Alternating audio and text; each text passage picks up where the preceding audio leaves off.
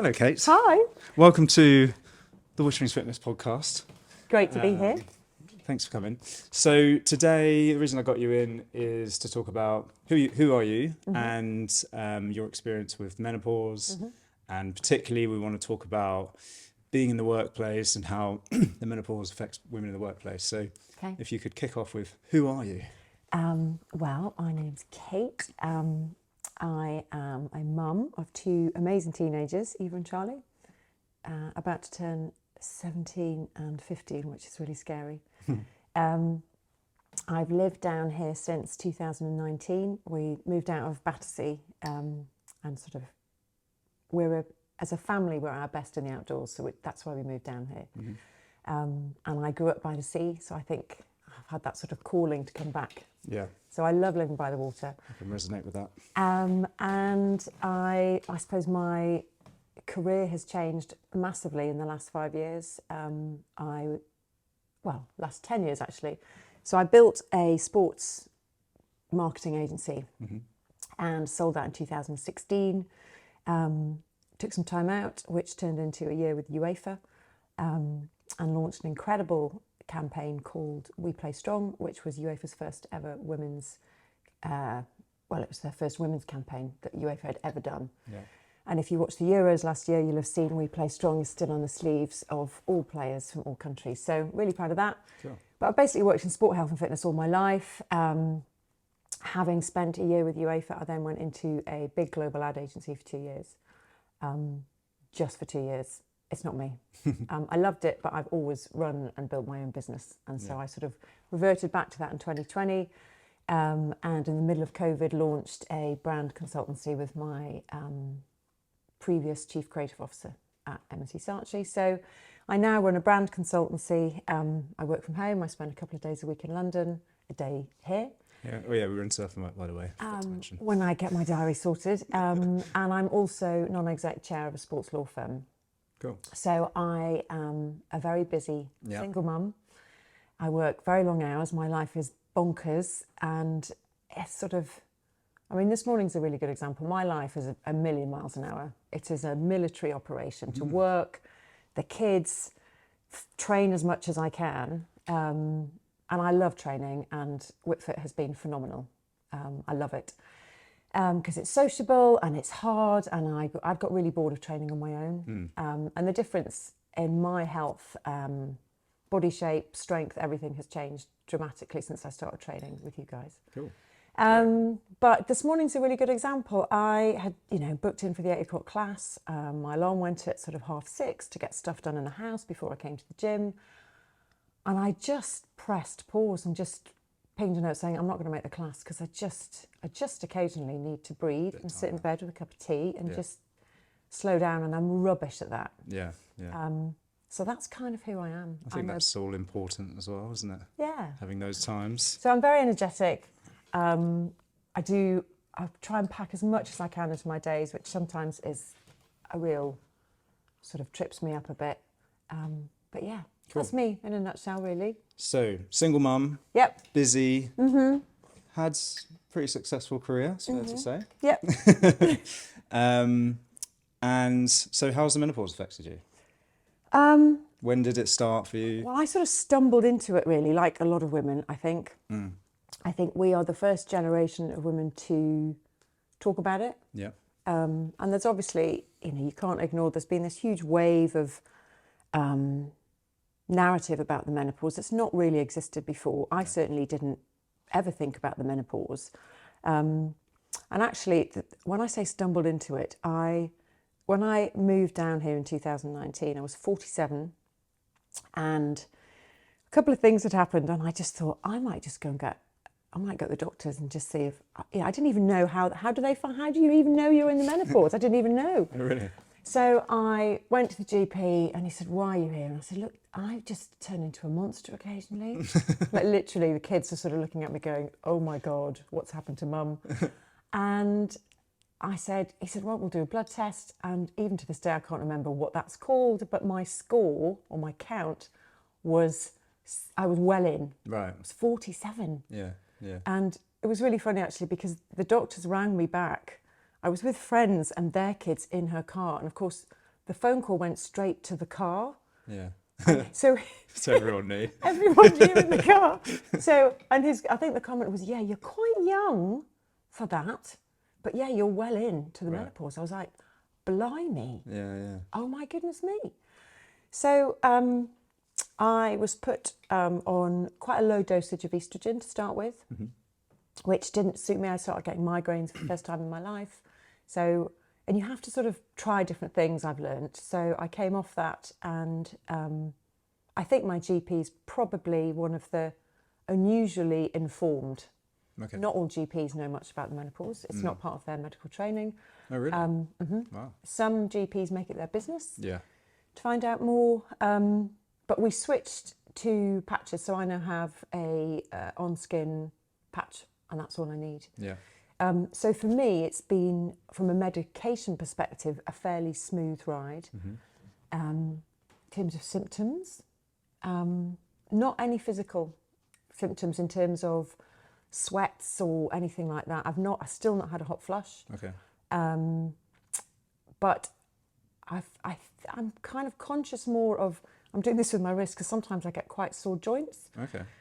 And I've learnt that that's because of your collagen levels deplete when you hit the menopause. So, and I've actually been taking a collagen supplement for about 2 or 3 years. So that's mild but occasional. And the biggest impact on me from menopause has been, I was mental. Yeah, sort of psychological, really. So I became really aware in 2020, and it was when I'd set up the new business. Everyone's in lockdown, and just this sort of weird sort of waves of anxiety, lack of confidence, paranoia, ridiculous levels. So it's almost like having a monkey on your shoulder going, "You're not very good. I don't think you can do that." Or if your friends cancel, they're doing that because they don't like you very much.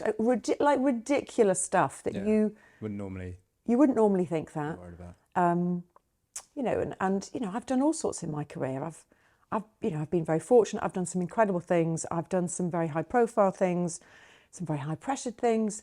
But suddenly I just felt everything I wrote was rubbish. Speaking in meetings became something I became a bit anxious about. Really ridiculous stuff. Yeah. And I spoke to my business partner about it, and he was brilliant. And I said, look, occasionally I'm just going to need a bit of reassurance. And I think by being aware of it, I sort of almost learned to sort of ignore it or push it to one side, or kind of go, you're okay, you're fine. Yeah. It's just a process. You kind of got to get just through. A process. You're feeling anxious. You're okay, and just and I think the training has helped. If you're feeling strong, I think there's as a couple of fitness trainers who I follow, and they talk a lot about the strong menopause, and I think that's a really good way to approach it. Strong menopause. Yeah. Nice. Train. Yeah. Be strong.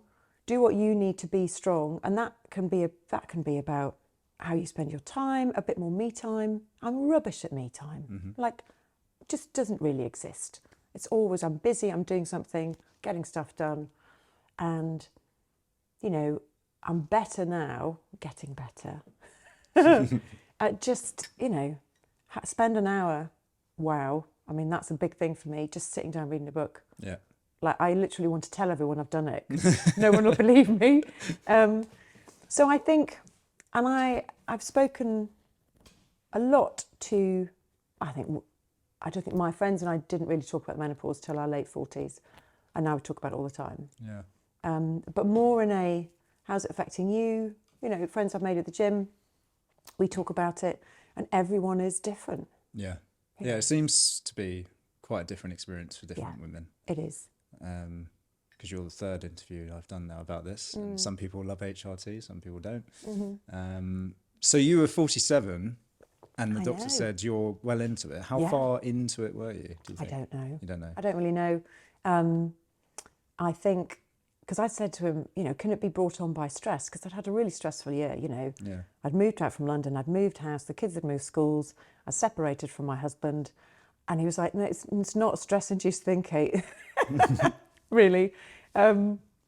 But I think the outcome of a very stressful year did have a big impact on me. Yes. And made me more aware of myself, which is probably why I kind of went, I just need to... Probably compounded. Probably, the whole effect. But yeah, everyone's different. And some women are... I mean, when I was at M&C Saatchi, I introduced menopause workshops, which was a sort of... If you think about it, it's absurd that it almost made the front page. When was this then? What year? So this was in 2018. Yeah. And so I'm on the board of one of the biggest advertising agencies in the world, and the PLC board scoffed at what I was doing. It was like, oh, here we go. It was like, yeah, well, I kind of expected that. But my immediate board and the team I was working with, in fact, the whole business, responded brilliantly to it. And, everyone came. Yeah. It wasn't a sort of 3-line whip, but, guys came, women came, women were I was making notes, and I think I told you this anecdote earlier, but a guy I was sitting next to said, oh, why are you taking notes? I said, well, I don't know any of this stuff. Yeah. It's not part of, you don't really learn about it. And I think it's a big discussion now, and, on social, which is helpful, but that can also be unhelpful because everyone's got an opinion. Yeah. Yeah. I think men don't, I don't know anything about it really. Like I'm learning, but... As are a lot of women. Yeah, and I didn't realise that. I thought women would have a lot more awareness. No, I think, my mum didn't talk to me about the menopause. I didn't really talk to my sisters about it. I'm the youngest of 4. And you're youngest, oh right. And I was the first in my family to bring up the menopause. Really? A lot of women are embarrassed about talking about it. I found anyway. Maybe it's just because it's talking to me. No, I don't. I think there's a sort of historic stigma about the menopause because you kind of think, oh, fuck, I'm old now. Yeah. Really? Am I in that phase of life? But I think, because when you think about your mum, my memory of my mum at my mum died quite young in her 60s, but even then you kind of think, well, I'm not in that phase of my life yet. But I think even, 30, 40 years ago, women in their 50s and 60s or even their late 40s were very different to, I think, women in their 40s, 50s and 60s now. A bit more conservative, maybe? I just think culturally, socially, things are different. Yeah. Yeah. If your mum isn't going to talk to you about periods, she's certainly not going to talk to you about the menopause. Yeah. Because she doesn't really want to talk about it. Yeah. And also, I think we're still slightly suffering from all of the bad press that HRT got back in the 70s. Okay. When there's a very famous study that basically miscommunicated the impact of HRT. So it became like the sort of devil drug. Right. And people go, oh, HRT is like evil. Well, it's not. HRT is a sort of broad, in my view, is a sort of broad description of hormonal drugs that you can take to help you through the menopause. An old friend of mine said to me when I told her, she goes, oh, you're struggling. Is that why you need HRT? It's like, wow. Like, this is a girl my age who's supposed to be a friend. Yeah. I was like, I'm not struggling. Why wouldn't I seek some support to get through this? Yeah. It has a bigger impact on you hormonally than having a baby. Yeah, amazing. Yeah. And you're just expected to sort of canter through it, as if it's fine, and it isn't. The reference to the workshops that I held at M&C, and it was like lifting the lid on this whole new world and hearing some really quite upsetting stories about how it had really affected women. Yeah, significantly. A lot of women must feel very isolated if they're not talking about it and they're going through this thing which is more significant than having a baby.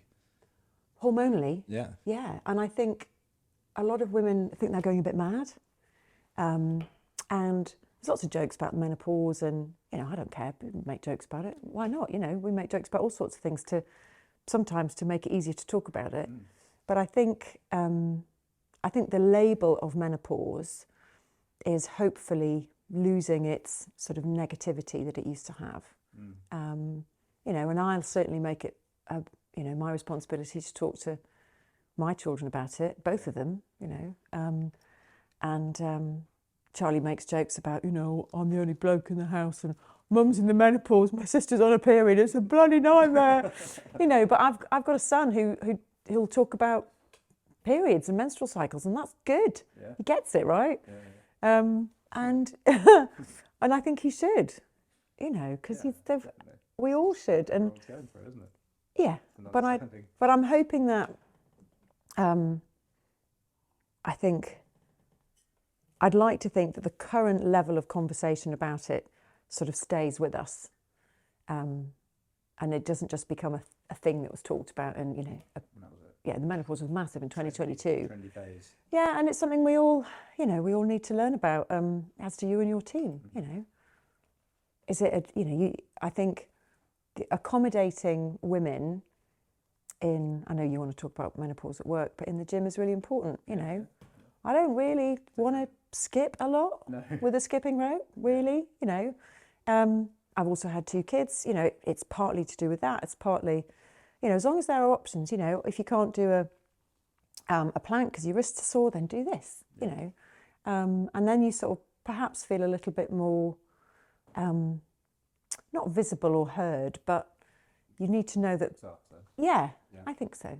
Yeah, and there's actually, the more we've been delving in, there's different energy systems that you should be training at different stages of your menopause. So perhaps you shouldn't be like doing power, like you said, jumping and skipping and things like that so much.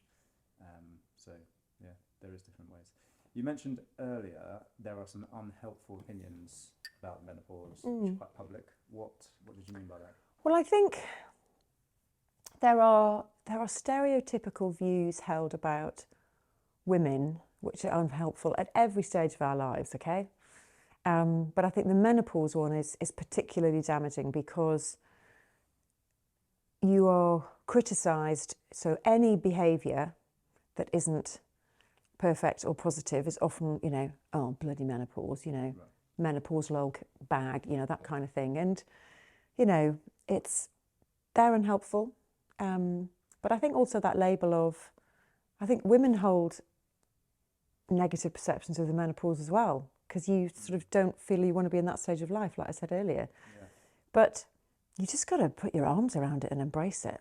And it's not a label, it's not a thing. It doesn't mean you can't be vibrant or do all the things you've always done. I just think being conscious of it. And I think a lot of women don't help themselves.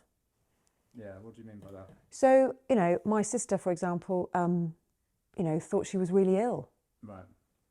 It's just I'm not saying it's just the menopause, but it was menopause symptoms. Yeah. But she thought she was really ill. Yeah. You know, and it's like, well, why don't you just go and talk to the GP about it? Well, I've been to see a consultant about X, Y, Z, and I'm like thinking, it's just the menopause. You know, you haven't got arthritis. It's the menopause, and you can help yourself. And I think, unhelpfully, a lot of women, because I think a lot of us are born this way, don't want to seek help, think we're going to be fine, and then perhaps think we don't need help. Or don't want to admit that we're at that stage of life. And, you know, even I've said it, that stage of life. That sounds like a real label.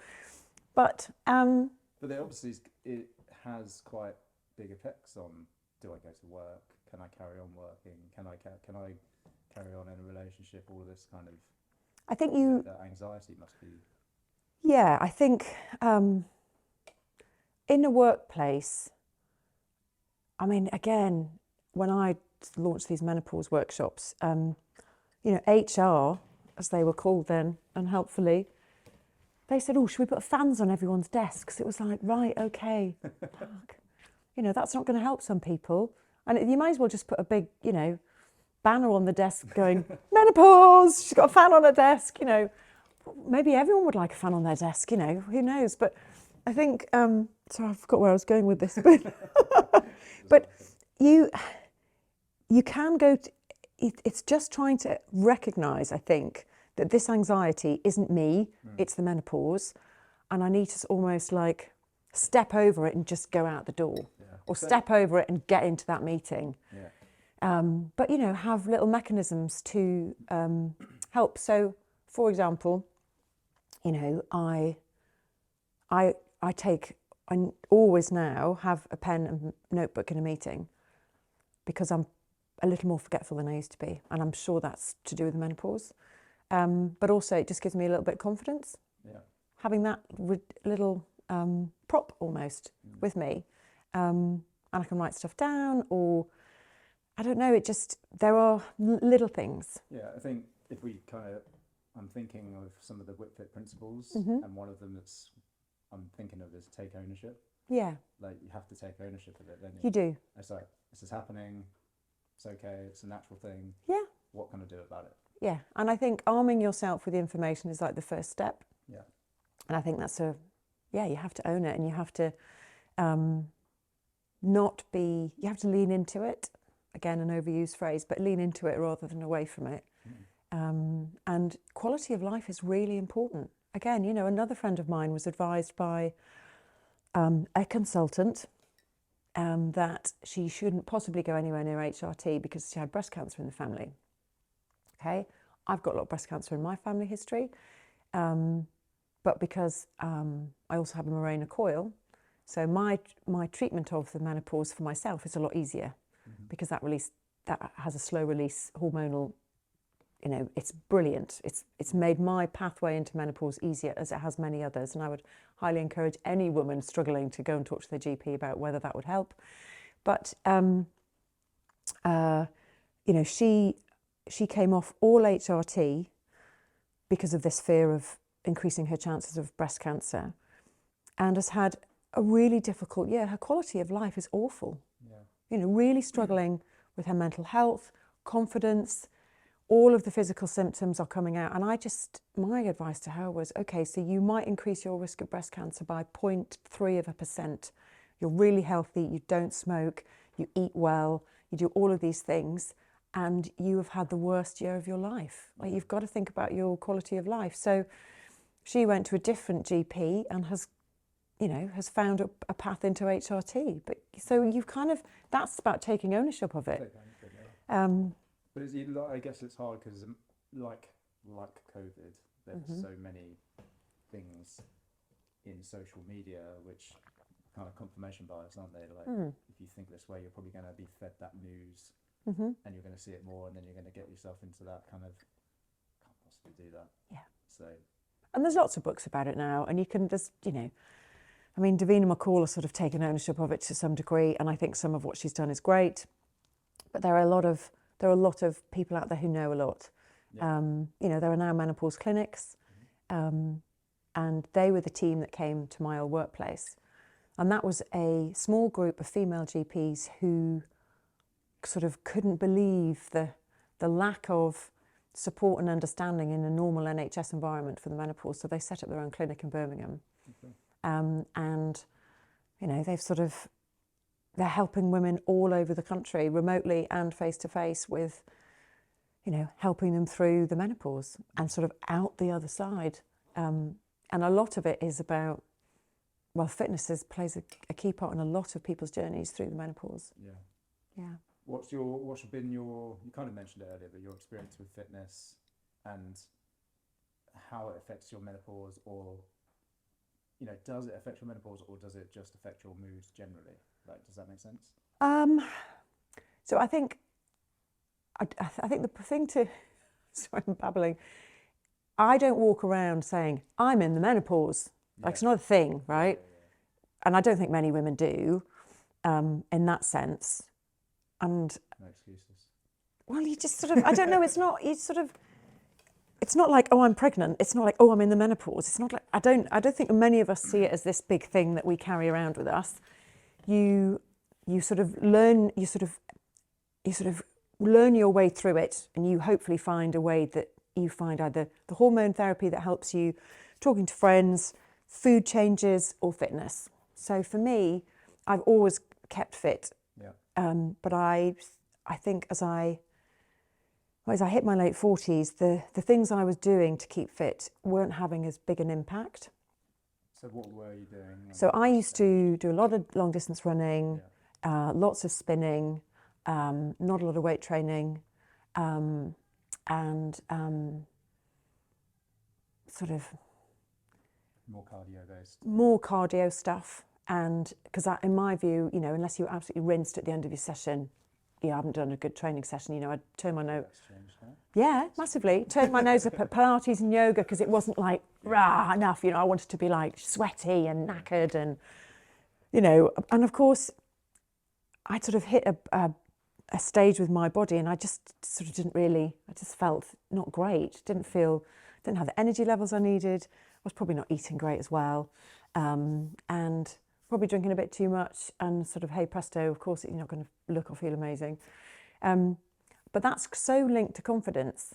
So if you don't if you don't think you look great in a pair of jeans or a bikini or whatever, and it sort of becomes a bit of a cycle. So when I joined WhipFit, that was a real moment for me. I just thought, okay, I just need to sort this out. I was really bored training on my own, but the training on my own wasn't giving me the results I needed. So again, it's that owning it. Well, let's go and speak to some people who know a bit more than me. Even though I'd worked in sport, health and fitness all my life, I don't know everything. And I was also, post-COVID, single mum, really felt quite isolated. Right. So the training for me was social was a big part of it. Yes. And I was always injured. And and I haven't had an injury since I started training, right. Which is because it is, you take such a holistic approach to training. And I hurt a lot sometimes, but that's good, right? It's a good hurt. And I have started, I really embraced weight training. I love it. Yeah. And I think a lot of women find that in their 40s. We're all told about osteoporosis. And I think, but I think the women I know who've switched into that sort of mixed training have seen they've seen a much bigger impact on their body shape and their own feeling of strength. And that then fuels confidence, and off we go again. Yeah, There's such a big stereotype around women weight training, isn't there? Like, should they do it? I don't want to get too bulky. I don't want to get... And also, if you have a normal gym membership... It's full of blokes and skinny vests. It's really intimidating. Yeah. I find it intimidating, and I think I know what you do. But also you think, am I doing it right? Am I doing it wrong? Yeah. So I think because it's such a supportive... It's a coached environment, so I think that I would now have the confidence to go and train in a gym and know what I was doing, what size of weights, type of weights, all that kind of thing. Weight training has made a huge difference to me. I think I have I think I've got a completely different body shape. I'm much more confident. I was a bit obsessive. I think a lot of people join WhipFit and think, I've got to do 3 or 4 a week, go. And of course with my work, sometimes I'm away all week, or I'm traveling, or I just can't, because client meetings kind of sometimes have to come first. And you miss a week, and I used to really beat myself up about it and then go, right, we'll have to do 7 next week, And I'm a bit calmer about things now. Yeah, I think I remember that. Do you know, one of the things you said earlier about lying on your back after each session being like a sweaty mess, it's a cortisol addiction that people get. Yeah. And I used to do it. I was training CrossFit, and I used to be like that every session. And then obviously joints start hurting, things start going wrong, injuries start coming along. Yeah. And you think you're doing really well, and then it just beats you up. Yeah. But also I've got that sort of slightly other middle-age affliction where I can't run anymore anyway. I ease off a lot of high impact stuff. Much prefer the bike. Don't really like running. My right knee, I've got a lot of metal in my right leg anyway, so it's not the best thing to do. But you have to embrace just different ways of training. And that in itself is interesting. Yeah, it keeps it fresh. Yeah, so I feel quite chuffed that I've started learning new sports, and I feel I can do better at those new sports because I'm strong. So when I first tried wing foiling, I didn't get off my knees for the first session, but I could at least get the kite up and control it. And I probably wouldn't have been able to do that 3 years ago, because I wouldn't have had the upper body strength to do that. You did a bit, don't you? Yeah. Yeah, I didn't know you started that. I've had a couple of lessons. A couple of lessons. I still haven't really got to turning. Well, I just class it as I'm now crap at something else. So, but I would like to get good at it. But yeah, we'll see. Ask me in 6 months at the end of the summer. Yeah, cool. Okay, brilliant. Is there anything else you'd like to talk about or mention? I think we've covered a really, a broad range of. I think we've sort of not quite done a menopause A to Z, but I think if just listening to another woman talk about it is helpful, that's great. I like the fact that you're embracing it as a team, because you have a lot of women, at this stage in the gym, and they want to be able to feel they can talk about it. I still think some of the guys are a bit embarrassed about it. They don't need to be. It's not like, it's just a thing. It's just a thing, right? But I think some of the members are, we'll have a joke about menopause or whatever. Menopause fan. And, I think some of the blokes think, oh God, here we go again. But, just let us talk about it. And if you want to ask a question, just ask. Yeah. Definitely. If someone's really struggling, maybe they don't live locally, so they can't necessarily come here.